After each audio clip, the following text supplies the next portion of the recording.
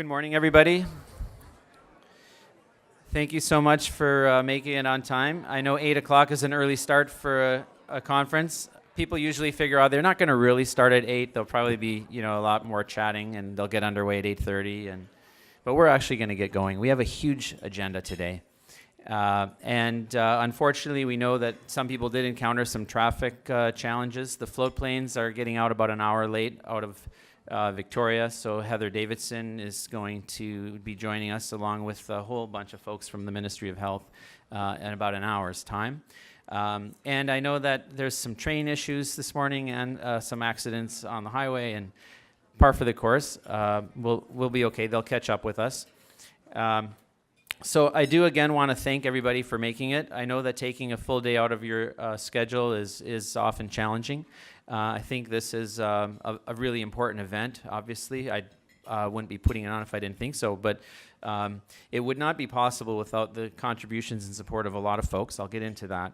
A bit of housekeeping today. You do have before you on your agendas some Wi-Fi passwords if you need that. It's on the upper right corner. You'll see also we have some Twitter happening.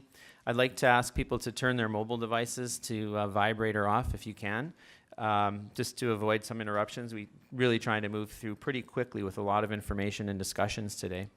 In terms of the facilities, there are some washrooms if you go out here and past the buffet tables down to the left. I think that's most of the housekeeping. Myself, I didn't introduce myself. Yoel Robens-Paradise, a lot of you have had the pleasure of working with before. I'm the Vice President of the Clinical System Transformation Project for Providence Healthcare and the Health Information Management Service. We call it for the Lower Mainland, but of course we do have staff all across BC, as we have the Provincial Health Services Association, part of our consolidated group. You'll hear more about that later in the day. And it means that I've been living and breathing this space as it relates to information governance and management for the better part of 25 years. And I've been part of great successes and some abysmal failures in this field. And that's not unique to us in BC either. I'm sure you guys can think of a list of big initiatives where information governance in some way, shape, or form was at the core of the challenges. And it's not just in healthcare. Some of you might remember the long gun registry initiative that was started years ago. It was supposed to cost about $2 million a year. It was going to net out positive. In the end, it was over $1 billion cost spent, with not a lot of agreement about what the purpose of the system was in the first place. Hi there, Heather. You are here. I didn't know how. I just arrived and I came to sit here. Fantastic.